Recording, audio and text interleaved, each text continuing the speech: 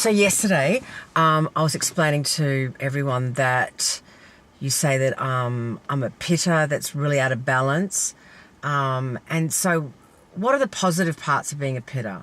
Oh, lots of positives. I wish I was a pitta. Really? When you grow up, honey. Positives of a pitta. Pittas are, they are the go-getters. They have the ambition to do it, and they have the willpower to actually go through and reach their goals. Unlike the vatas who start a lot of things but who never finish anything. Well, see, I'm like that. Yeah, but that is because of your imbalance at the moment. But, you're truly, you are a person who's capable of doing things and achieving things and everything. But, you kind of, whereas a vata is like me too, always late for everything. No. See, I'm like 10 minutes ahead of time. Yeah, at all exactly. times. See? Yeah. So all those. So that part of me never got out of balance. Yeah. Because the interesting thing is that I was sharing with everyone yesterday that I can be so judgmental, critical of you, critical of me, So these are all attributes of a pitta out of balance. Out of balance. Whereas a pitta in balance can see they are perfectionists, so they try to make everything better. They have good organizational skills and they're born leaders. Yes. So they do have that quality. I relate to that part. Yeah. Yes, that being self-critical and, criticism, that's just an imbalance of the pitta.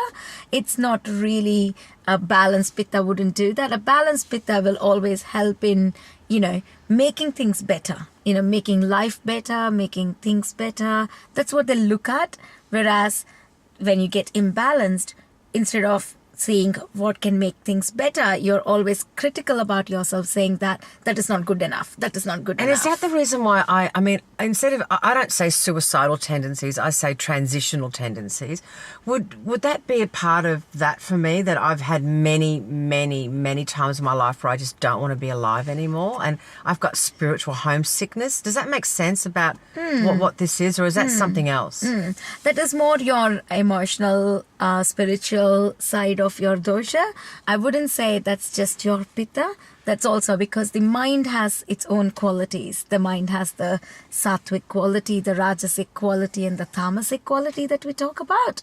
So sattvic quality is kind of the even keel, the balanced quality. Rajasic quality, trying to make it as simple as possible here. Rajasic quality is like the materialistic quality, wanting things and, more materialism is what they look for. Tamasic quality is the quality that has that darkness. They go very quickly, they go into that dark moods. Well, that's me. That's me in a nutty. Oh, I go down. I go down fast. See, and that's also my double Cancerian nature in the Western kind of, the astrology and the oceanic way. But at the same time, there's an incredible depth to that and incredible beauty. And it's always, like sattva comes about, or that even balance comes about with bringing that rajas, the materialism, to the darkness, the tamas. The two of them coming together will bring the sattva. So you can't be overly materialistic, just wanting. You can't be totally in a side negative or dark or just being negative about everything. Yeah. Oh, I can. So you need to, kind of bring the two together. You can't just be either this or that. And when the two come, because, see, that's what I was talking about. When you do something. So materialism, again, is like the doer energy. You want to do, achieve, get this, get that. There's all those things, desires. And then you have the, observer energy. So there is the observer who is reflecting on everything, who's understanding, taking it all in, analyzing, deeply analyzing, understanding, and then giving the feedback. So in a good sense, when you're balanced, your materialism or, that rajas, what it is that it makes you do things, it makes you proactive about things.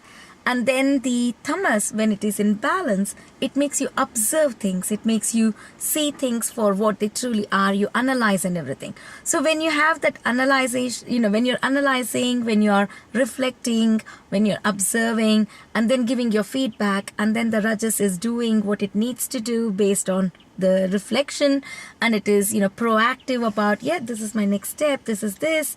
There is a balance, and that balance is sattva. We all want a little bit of sattva in our lives, don't we, love? Definitely. Coming up next, we're going to talk about the Vedic understanding of rheumatoid.